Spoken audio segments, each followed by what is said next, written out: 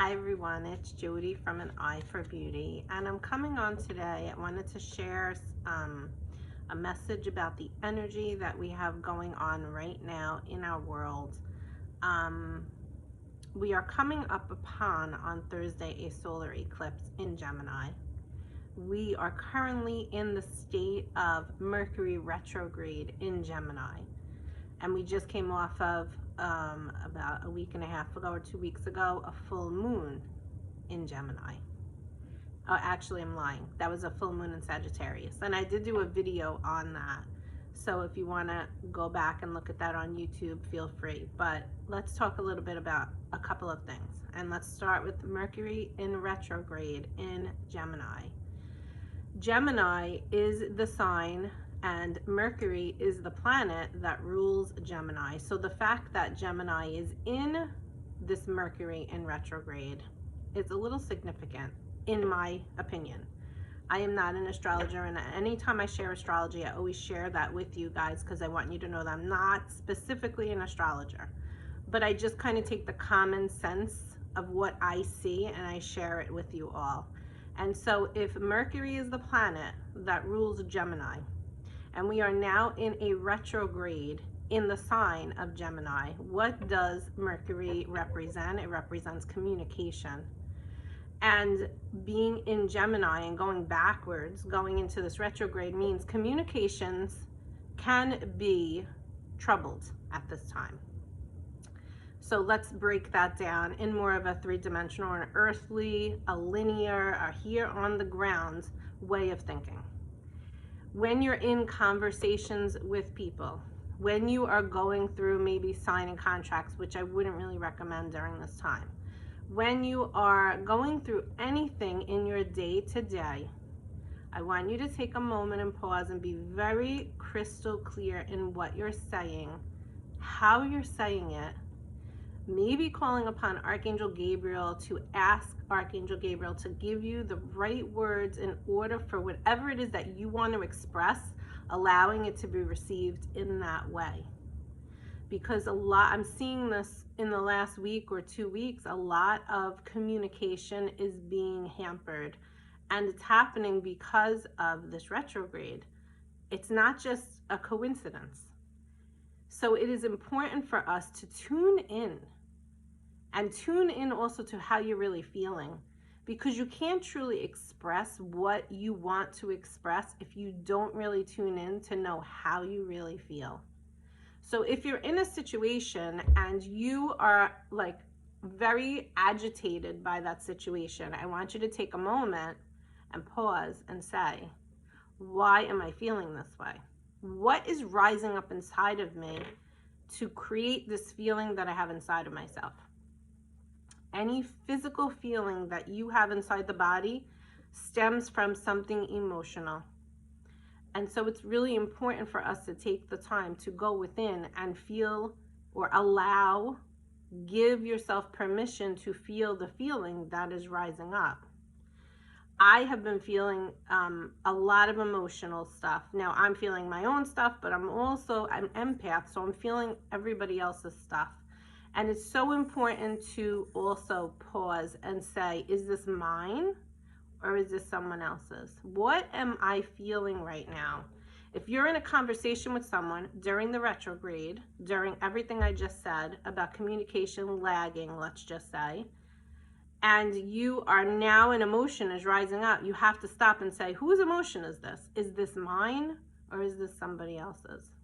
Because it's so important right now for us to be feeling our feelings, but of course make sure they are actually your feelings before you go through the experience of feeling them. Now let's talk about the world stuff for a second.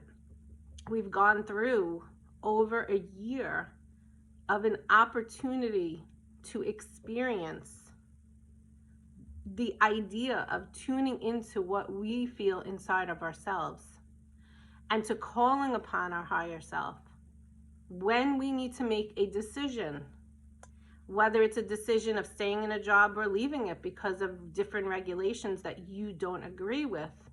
whether it's a feeling of all of the different trials and tribulations that we have gone through up until this point, whether it was the mask, whether it was the V, whatever it was. How did you come to your decision? And when you came to that decision, did you respect the ability for others to make their own decision as well? We all have free will. And it's such a multi-layered conversation to be had. And I would rather keep it surface and simple than get deep. But what I want to say on the surface and on the simplistic level is everybody has the free will to do and choose for themselves. And I think the biggest part of what we've learned over this last year and a half is that the manipulation and control that has been coming up has caused a lot of people to be shaked and woken up. Not everybody will wake up, and you have to realize that. How can we get out of the head and into the heart for every single person that we come into contact with? How can we realize that my journey is different than your journey, is different than this person's journey, and each one of us has to have the respect in some way, shape, or form. It's a give and a receive. I respect you, respect me as well if my choice is different than your choice. I think that has been the biggest hurdle that we have been experiencing right now, because there is still this division. We have division in so many different situations going on in the world. But the key thing to keep coming back to in every one of those situations is really, the word was unity. But where really is the unity if division is continuing to come into play? We're seeing it in the school systems. We're seeing it in what's being taught in the school systems. We're seeing it in the medical field. How many people were shunned because they might have had the virus? Well, the doctor, I thought, is supposed to help you feel better. That's the oath that they took to serve others. So we're seeing a lot of different divisions. And then a lot of things are coming to light. So now if you're an empath, you're feeling all of that. And then you have your own stuff going on in your own home, in your own relationships. I want to say one other thing in terms of that. If you are going through relationships in your life that have already had a crack in the foundation, that have already been broken, that have already had issues, that have already been an experience where there is a lack of communication. First of all, during this retrograde, you might see it more now than ever, especially while you're going through this time of choosing what is right for you. Maybe it's not the same choice that everybody else in the family makes, but also know that this is why we've seen a lot of divorce and separation in the last year. Everything is for our highest good. That is the intention, hopefully, that you sit with. And if you step back and stop controlling the outcome and really allow God to step in and have faith and trust in his ability to give you what it is that you need for the best of your highest good, you might see in certain families that what has already been a broken relationship continues to be broken. Where there has already been conflict, there continues to be conflict. And maybe it's just another reason, another thing to blame. Well, I got the V, you didn't. How could you do that? How could you do that to the family? The person who's saying those words needs to kind of look back and say, where is that really coming from? That blame. Why is there still blame? Why is there still shame? These are all low energies. And it is super important for us now to learn how to go within. I feel like I said this 5 times in this video, but that's the video why we're doing this. Is to really go within and learn, what is my feeling? Taking self-responsibility for what I'm feeling, why I'm feeling it, why I might have just reacted a certain way, and not putting it on somebody else. Why is somebody else's decision affecting me? Why? Because it's really not. Because it's your responsibility to take care of you first. Remember when you get on the airplane, what's the first thing they tell you? Put the oxygen mask on your face before you put it on your child's face, because you have to take care of yourself first.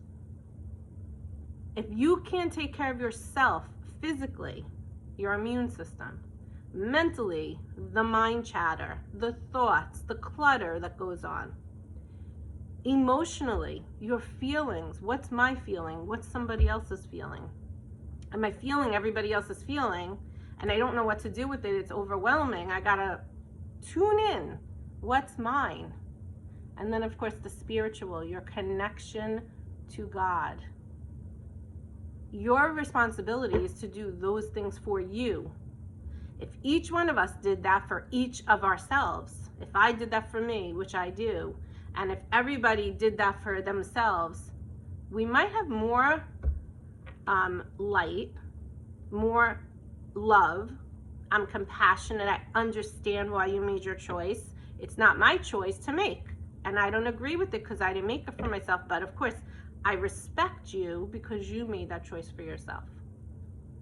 And then, of course, knowing that we have all of this support around us, why do we not use it? Why? Everybody lined up so quickly and put their faith in this. And just because someone doesn't agree with this does not mean that they don't agree with them for other reasons. They just felt that this wasn't right for their body. So why are we shaming them? Why are we judging them? And then, if I'm putting my faith in this, but where is my faith in my Creator? Where is my faith in God? The Archangel Michael has been coming in so strong lately. And as soon as I said that, this started making noise. I take my phone off the hook when I do a video. And every time I say something that God wants us to know, this happens. Anybody that has had a session with me that has experienced that knows that. God wants to ask you, where is your faith in Him? Where? That is actually making me emotional because there are so many people that have forgotten their faith in God. That is what comes first, nothing else, nothing material. And this thing you're putting in yourself is material. The pocketbook you carry is material. The car you drive is material. But where is God in that lineup of all of the things that you have in your life?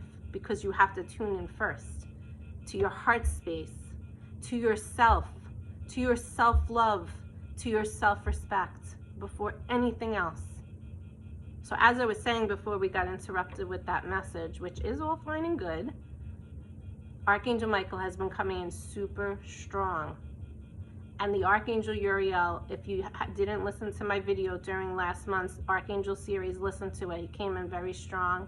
He's been working with me a lot. But the Archangel Metatron has started coming up. And he is the Archangel of the Akashic Records. And those are the sacred contracts that we have with God.